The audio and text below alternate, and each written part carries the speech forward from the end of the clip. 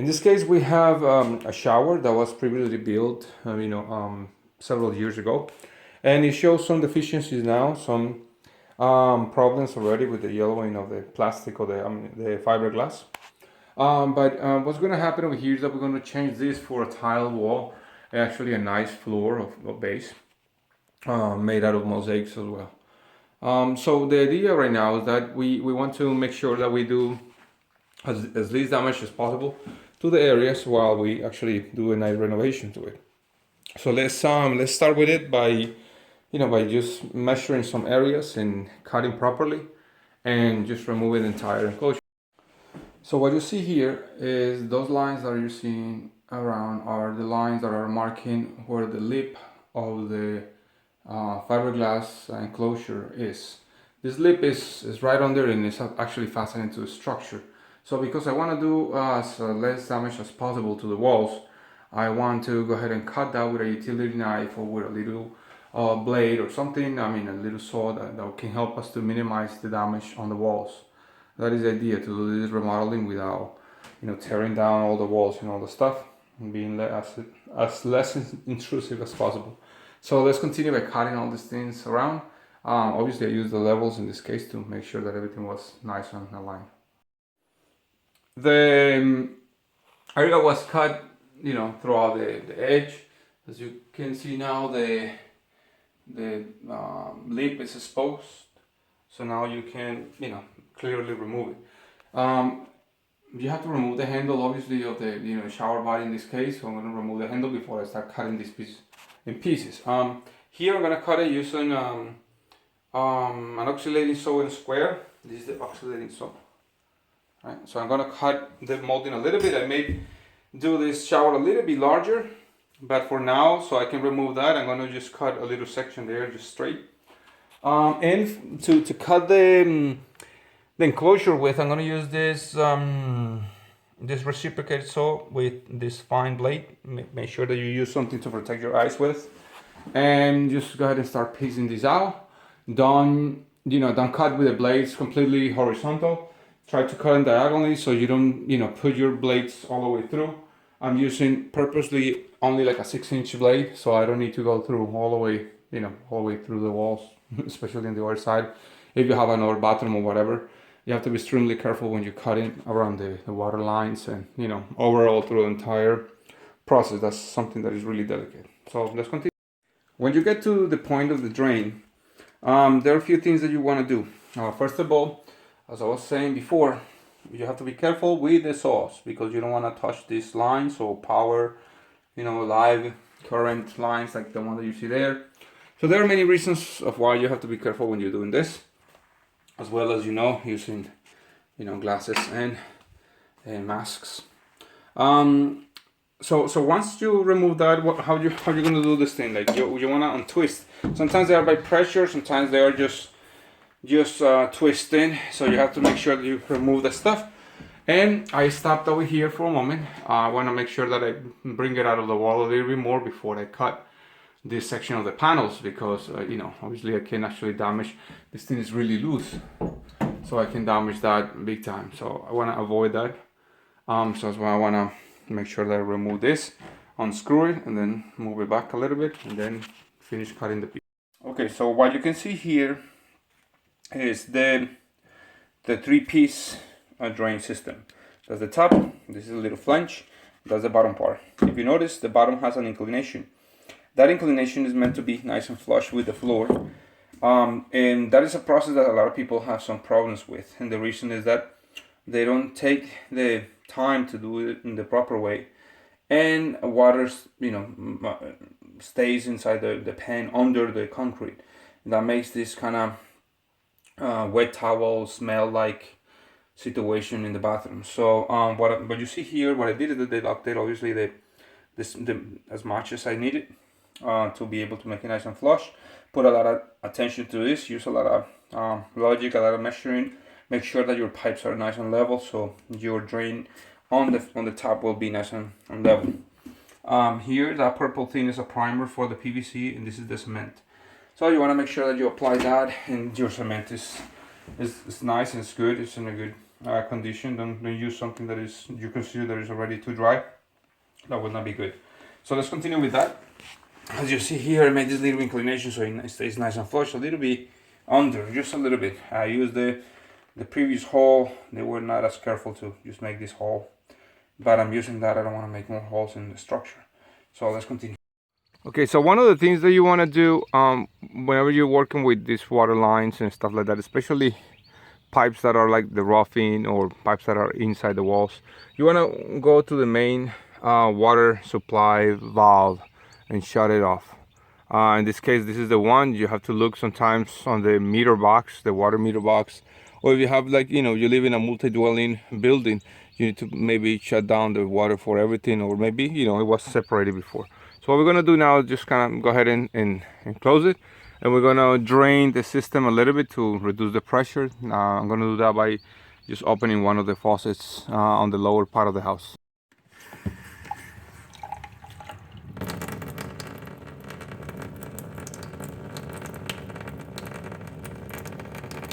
Now, when you open the water over here on the one that we're going to replace, you may expect the water to kind of soak in if you actually remove some pressure. In other words, it's going to kind of just it's going to create some sort of vacuum. Let me see if you can hear.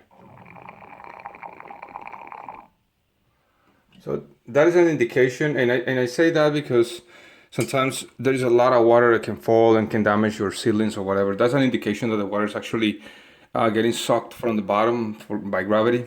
So that's a good sign, and you just kind of let it go down, and you can start working on your preparation for the new piping and stuff. Once you have the chosen faucet, in this case is a shower faucet. This one, for your reference, is this one there. Okay, so the box comes with a registration. This registration is important for you to fill up. I know that it's tedious sometimes, but it will allow you to save through the company the information of your faucets. If one day you lose a gasket or is leaking or whatever, you can actually refer to that and find it better. What you see here is the trim piece, and this will be the plate that is going to cover right at the end. And over here we have some other stuff. This one here, let me try to get it correctly. This one here is the shower faucet. This one is pretty much 3-piece. Sometimes when you have a tub, you have like a 4 outlet over here, but in this case you have the shower and the water, the hot and the cold water. So it comes with this little support or whatever. This is actually a measure for your finish roughing. The roughing is what's going to be inside the wall, so you want to make sure that you maintain yourself on these lines, because that's how the finishing parts work.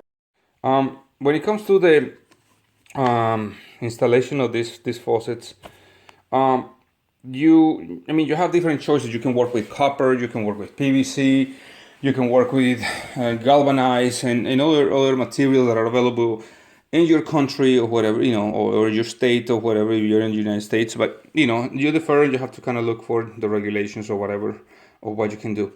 Now what I have here is a system called PEX. Now I do have the same thing for copper and other places depending on the application that I have, but in this case PEX kind of offers a good solution. It works with these rims and these little clamps, and you can have other type of clamps depending on what type of work you're doing. I find the little pinching clamps, which is this little thing that get pinched by this key, let's say this wrench, and you can cut it with this material. With this plier, I guess, a cutter. It's a really good material to work with. You have less metals and lead and other things. Obviously, we get to the chemical composition of the pipes, we may get into trouble by formaldehyde or other things. But anyway, it's a really good, reliable material to work with, really easy to work with. You don't need to weld anything, just kind of put some pressure in, that's it. So we have 3 male outlets over here. So we're gonna use this, 1/2-inch PEX female adapters with Teflon. So you want to make sure that you put this well, and you use these vice grips. You want to make sure that you tie this really well.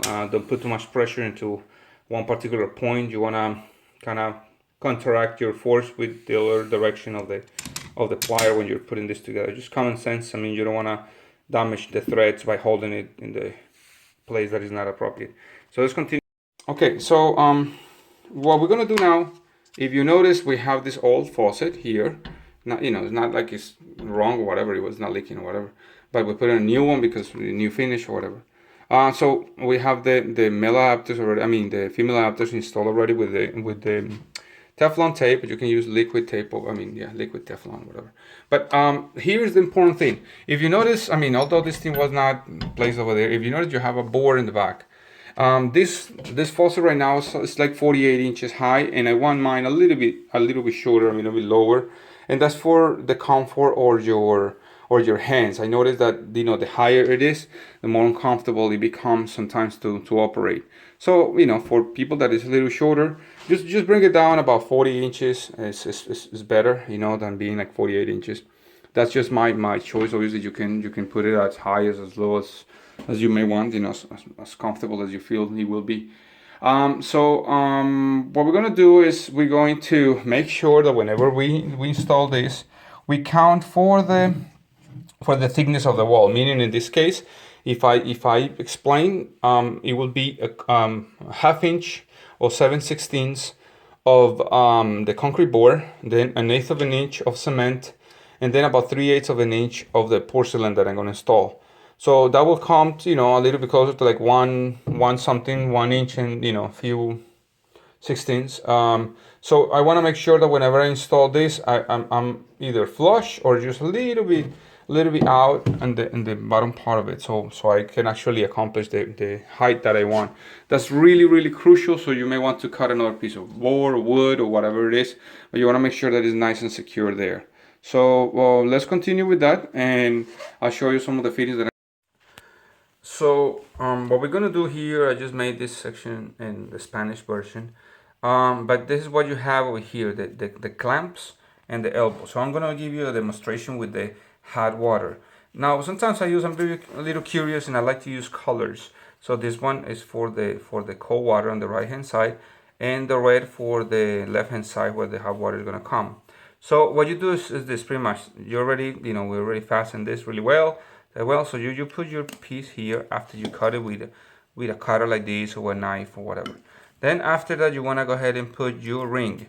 This little ring is going to come over here, and you want to make sure that when you install it, your ring is about an eighth of an inch from the end of your feature. So that's what it is, about an eighth of an inch over here, you know. So you proceed to tie that with your clamp. Just remember that it's going to come over here. You're going to give some pressure, and that's pretty much it. You have your clamp there. Let's continue with the elbow. I'm going to put again the ring, and I'm going to put an elbow here and bring it up to an eighth of an inch right there. Then go ahead and tie that back again. And that's how it works. That's how, you know, we continue, and that's pretty much the process that we're gonna take with the rest of the stuff, adapting the other one. We're gonna cut the other one, and we're gonna put this to the height that we want. Once you finish installing your support in the back, determine the depth of your faucet according to the size that we spoke about a moment ago. Now you proceed with the installation. As you can see here, I did what we did a while ago, and here what I did is I did a transition from the head that is over there to here. Now this is going to be changed, but the support that is in the inside is pretty much the same one, so I don't need to replace that one to break the wall, especially that I don't want to be that intrusive right now with the finish we're doing a renovation or remodeling. What else? Those screws, I use 3-inch screws, exterior screws, I like that. And I use some 2-inch screws in this side to support and make sure that you don't go through all the walls or whatever. So it's really well, and besides that, it's nice and straight, it's actually level. So when you place your little things here, you want to make sure that, hold on, let me put it well. You want to make sure that is nice and level. And put it here so you can see well. Okay, so you want to make sure that it's nice and level. So, the next thing that we need to do it's pretty much continue with closing the walls and doing all the tile work. I'm gonna be doing videos about that stuff, but let's continue with that. Have different spaces. You can actually play with the space, according with your likes or whatever distribution you're gonna have. But what I did with a little sketch over there that you notice is gonna be a shelf, a double shelf, and I'm gonna cut a piece of 2x4 in the bottom and put the 2x4 in the top, and in the middle I'm gonna make a shelf out of cultured marble, like a double cultured marble, so it looks kind of cool. So we're gonna start with that, and then we're gonna put some concrete boards around it and make sure that that is nice and sealed and all that stuff before we start working. So let's continue. Once you have the boards cut to the size that you need, you want to go ahead and install them with some 3-inch, in this case 3.5, in this case 3 inches fine. Exterior screws, I like to use this. You can use other ones, but this one has a particular type of design, and it works really well. So go ahead and put them on the bottom and the top and all the stuff. Now the distance in between that part and the bottom right now is 25 inches. And the reason is that after many times building these things, you find out that if you make it larger, it will be uncomfortable to work with, because then you need to add some more finishes, and I'll show you later what I mean with that. But by having it that way, you can actually make it nice, and the height will be fine with a shelf in the middle, so it will help you a lot more. If you don't go bigger than that, you can go shorter than that. But the idea is that once you start putting your boards, I'm going to put a board in the back, concrete board, then boards on the sides to hold it together, because this one is not going to be attached to nothing. But once you do that, you start having the spaces that you need for your soap and all the stuff. That sometimes by actually measuring the bottles and stuff like that, you find how much distance you want on it. So 25 inches I think is fine. So let's go. Well, as you see, the boards were installed, the concrete boards. So what you do is that, as you know, because this is the back, and the back is actually another wall, you don't want to put screws on those. You're going to put screws on the perimeter, right? When you cut it with a utility knife.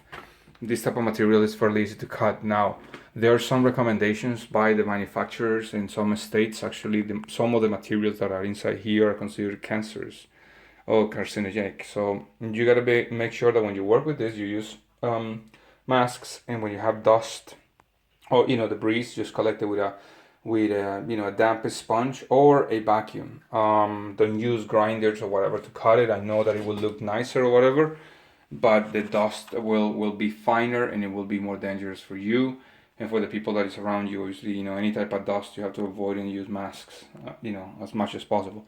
So with that, we're gonna put this board now, and we're gonna make the cutouts, and we're gonna put the waterproofing membrane around it. First of all, you wanna make sure that you have the right drain on the floor. This drain is composed with the 3 parts, which is the base that is attached to the trap, the other piece that will be like a flange that will sandwich the waterproofing shower pen, and then the drain itself, or the finish that is going to be screwed there to the height that we want. Now, when you're working on this, you want to make sure that first of all your boards are nice and fastened to the wall, to the floors, to the joists. So you don't want to have stuff that are kind of bouncing. The first thing is that. Second thing is that you have to remember that we want to make sure that we can actually direct the water towards the drain, even under the concrete. So what that means that there's something called pre-sloping, and pre-sloping is the act of creating some sort of concave environment where the shower pen is going to sit on before you make your concrete bed. So we're going to have some concrete placed over here. You want to make sure that you clean everything really well. Then we start with the pre-sloping. So after that, we're going to put the shower pen, and then the bed of the concrete bed. So let's continue. The floor is in this case fairly leveled, but it's not going to be always the case. So you want to make sure that you compensate those areas really well. So what I did around, if you notice that little line, is about a half-inch line that I did all around the perimeter, and that's what I'm going to do. I'm going to give a half-inch to 0 inclination towards the drain before I put the shower pen. That will be our pre-slope.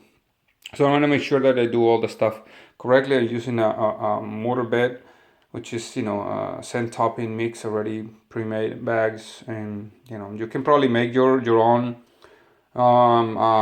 mixture by using regular sand and like 4 parts of sand and 1 part of cement.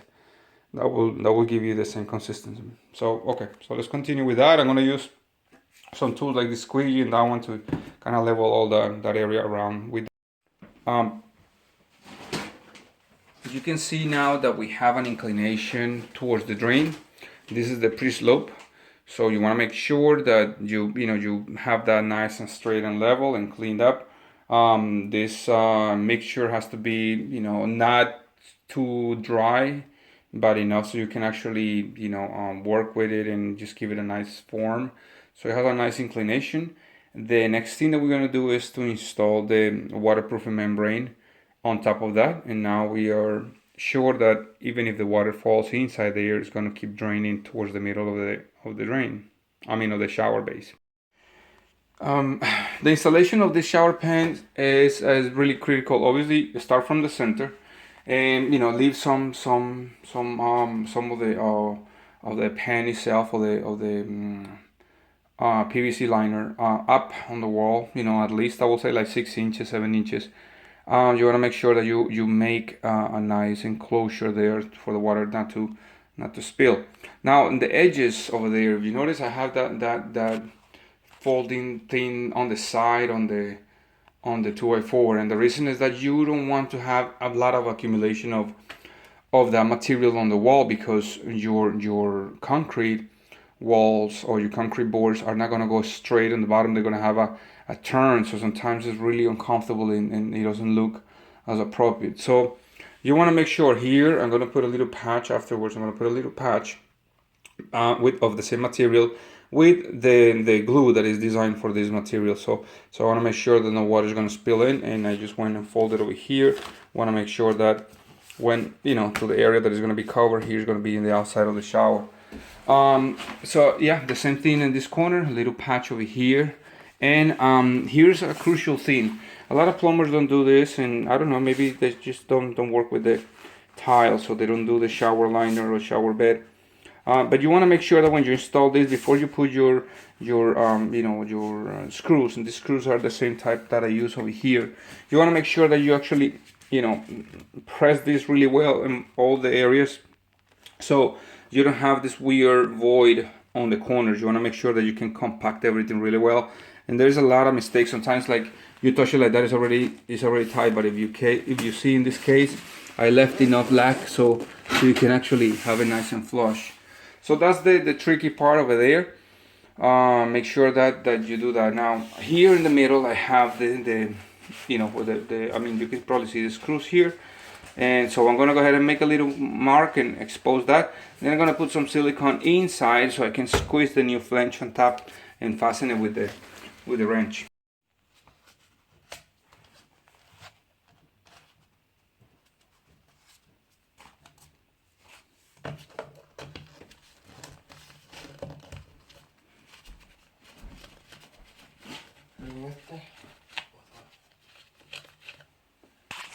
The next thing that you want to do when you're doing this shower base is to obviously put the concrete bed. But a cool, easy trick, if you notice over there, I made some marks. The marks is the thickness of this 2x4 that is here, which is 1.5 inches. And then over here in the bottom, what I'm doing is that I want to obviously have the water draining towards it. And if you notice, we have a 1/4 inch difference here. That means that the perimeter is 1/4 inch higher than this, which is this inclination that I want to give. So I'm just gonna, you know, use this board over here, and I'm just gonna start making a nice perimeter of 1.5 inches, and then I start making the inclination towards the center, 2.25 inches. So it's pretty much straightforward, and then I'm gonna start compacting.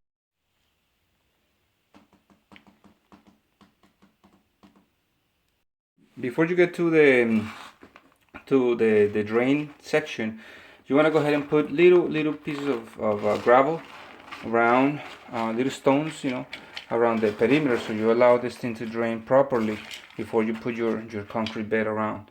So that's something that is recommended. Sometimes you have this kind of pre-made drain type of things that you can actually get, some sort of like a sleeve that you put over there, so you have some grooves where the water can actually drain. So as long as you leave a little bit of a space for the water finally to drain inside, you're okay. So let's continue packing the cement around where we had the perimeter. Finally, we have the bed made. It is really crucial for you to make sure that it's as level as possible. For that, I use a mixture that it was not too wet. It was wet, but enough for us to compact the material really well. As you saw, we put the perimeter first, and then we did the center towards the drain. So I left a little lip about 3/8 of an inch, and the reason is that the mosaics that I'm going to install are about that thickness.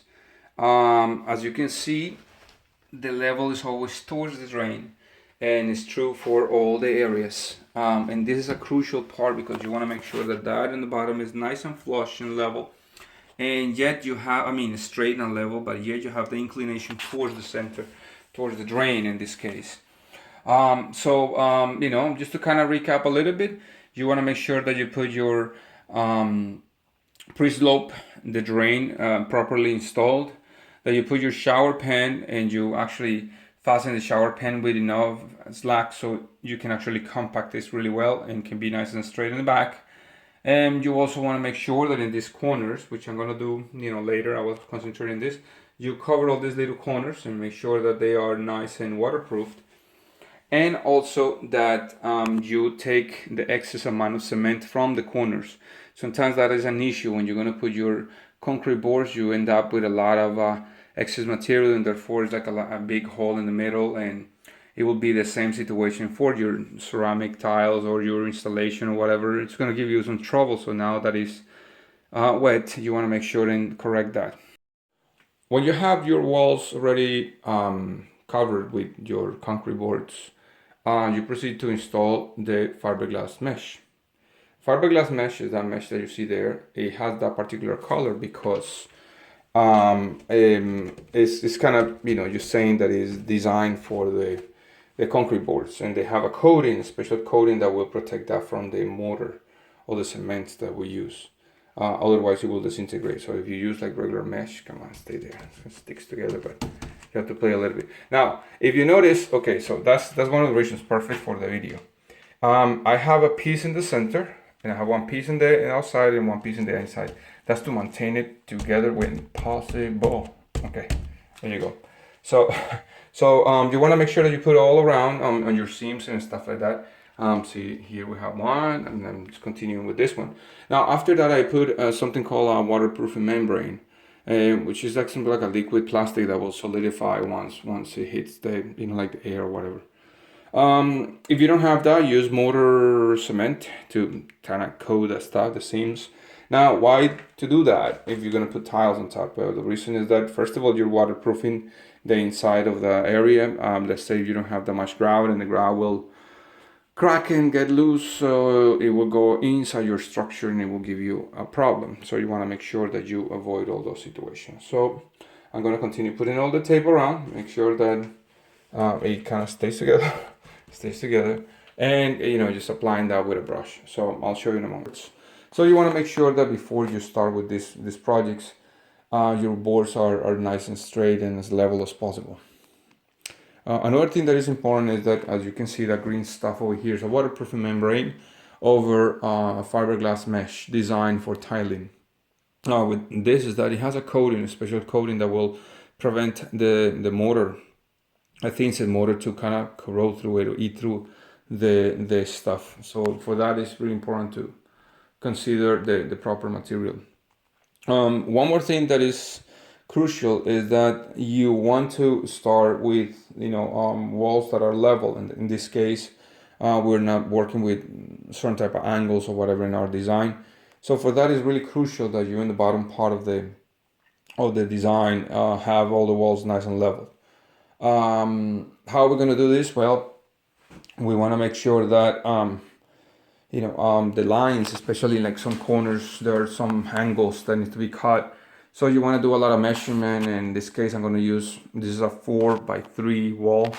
So I'm gonna use this 1 foot by 2 feet tiles. Now they are not exactly 24 inches or 12 inches, but you want to make sure that whatever tile you're working with, you can superpose all that and see how you're gonna lay out your tiles. So there's plenty of configurations, many kinds, and it's pretty much up to your criteria how you're gonna do it. The most important thing is that you use some good type of cement, make some good measurements, and start nice and level. If you don't start level, you have to compensate a lot through the project, and your corners are not going to be nice and straight. So for the spacing, I don't know if you can actually see here, but this is not completely straight, meaning that when these two pieces of tile meet, they leave about 1/8 of an inch of difference in space in between. That's the one that I'm going to use. I don't like to use a lot of spacing in grout. Now on the floor, I'm going to use this type of material. This is like tile and stone mosaic.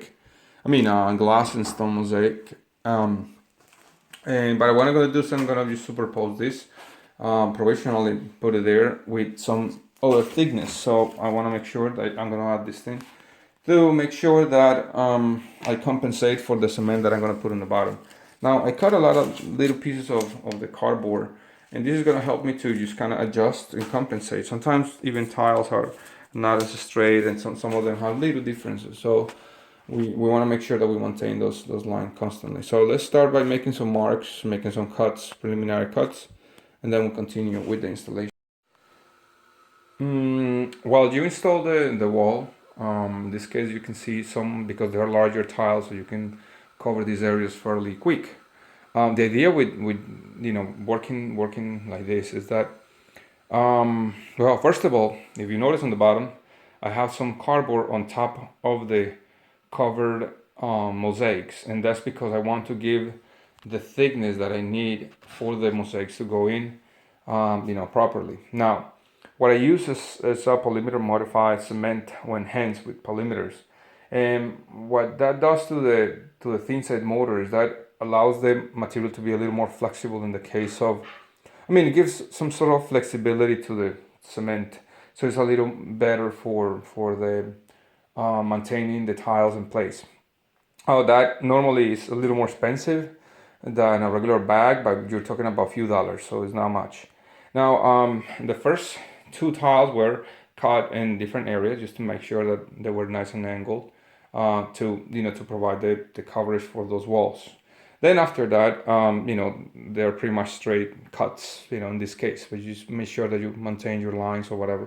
I put a little more of the waterproofing membrane inside the shelf. That was just, something that has not much to do with the tile itself. But this is it. This is the material I use normally, a quarter inch trowel. The material, as you can see, is really, really sticky, really, really good. You want to make sure that it has that consistency. And by doing that, working with this instead of synthetic materials like, glues and other stuff that they sell, you actually can expect this to dry in like 5 hours. You have a material that is fairly solid. So in my case, it would be perfect for me to install the tiles on the floor after like 5 hours of the installation. So that's why I normally use this material instead of glue. It will provide a little more strength. Some other materials like those glues they're proven to be really, really slow drying materials, and so I'd rather go with this. So let's continue with the other walls. So now is the time of working on the edges. As you can see here, I already started working on this edge, but if you notice, I cut this in 45-degree angles, this one and that one in the back there. And the idea with that, and this is something that is really crucial, is that you want to make sure that you leave some nice edges. Sometimes you don't have those bull nose to finish it nicely. So I'm using this little, how you call it, turning tool. A lot of people will call it Dremel, but Dremel is actually a company, so it's a rotary tool. So that disc is for metal, and it's really low speed, so you can bring it down to whatever speed you want. It's really good. And obviously use some glasses when you're working with this machine. But you can cut it with 45-degree angles in this case, It's gonna be the same face for this kind of niche that I'm building, as you know. And that's it. So just kind of keep going with that. Obviously, keep it nice and straight and level, and continue with the other side. That requires a little bit of just patience and curiosity, but it is worth it. So let's go.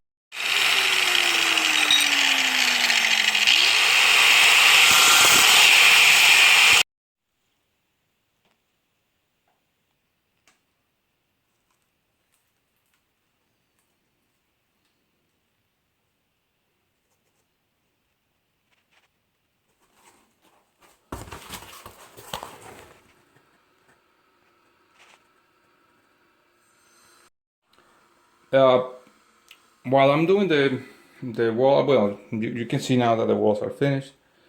They're finished already. So now that that part is done, and I know where my sides are and nice and square and all that, I'm gonna continue with the shelving. So, or the niche. This is a culture marble. It's like a 4-inch culture marble. The same thing that I use in the bottom. And what we're doing with this is that, I mean, for this piece, we're gonna give it an inclination, from side to side. Then we're gonna put 1 and 2 pieces, a shelf, 1, 2, and 3 pieces. Now we're gonna have a piece of aluminum here, aluminum trim here, 3 pieces here, cut in 45-degree angles, and to give it a nice finish. So that's the sequence. So once we finish with that, we're gonna put a nice piece of glass mosaic in the back, and just get it ready for grout.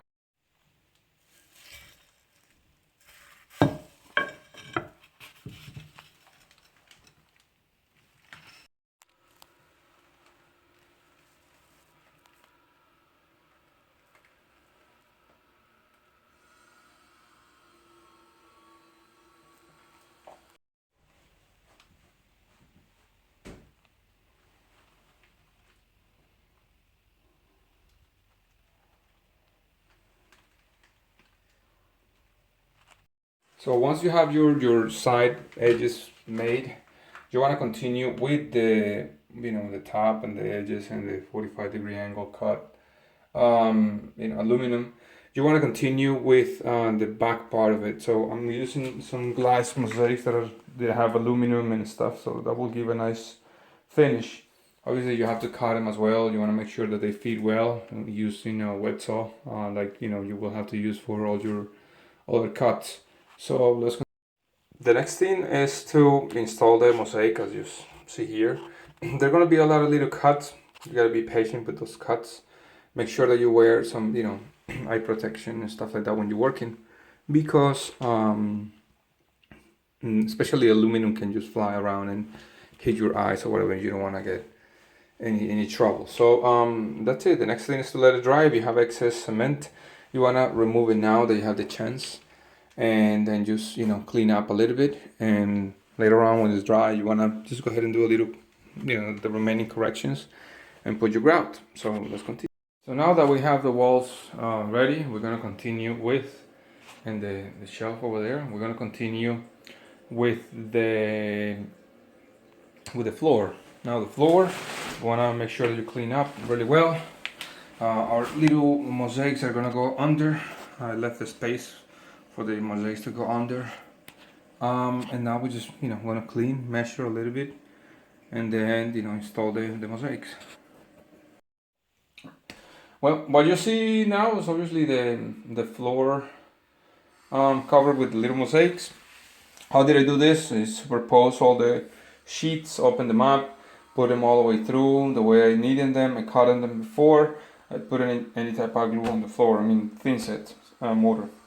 I made the cutouts that you needed for here. That's a little piece of paper that you see, a little film on top of the drain. But you want to make sure that all these lines are nice and straight and a little bit higher or flush with your drain. And the idea with that is that you want to make sure that the water actually, drains away. You can see that the little tiles are under the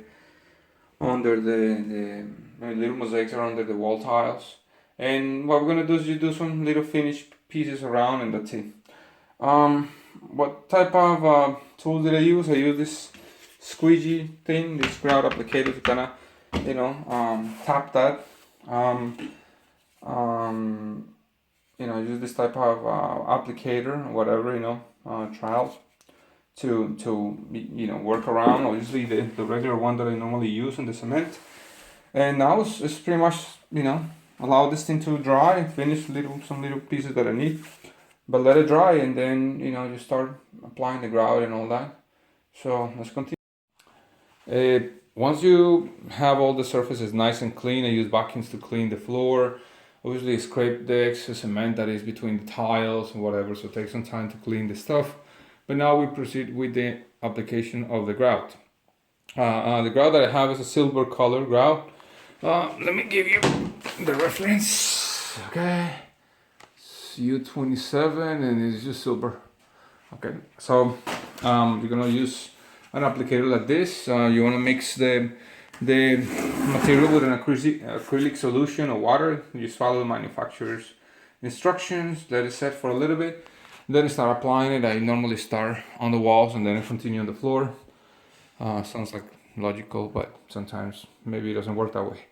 But yeah, let's apply the material, let it dry, let it set, I guess, and then we wipe it out later. Once you finish with your tile work, let me do. Okay, here you go. Once you finish with your tiles, you want to go ahead and put your plates. So let's see, I have the plate cover over here, and in this case, because it's a fairly simple valve, all the components that will regulate the hot and cold water will be placed inside this section right here. So this thing has a seal, and if you put your screws really well, then you will be able to maintain that seal. It has like a foamy seal. That will be enough. And you can change the shower head as well. I just went ahead and did that. Just kind of place it, depending on where you are or whatever. This is the one that came with the system. So we're gonna go ahead and install the plate, with the screws, and then just continue with the regular.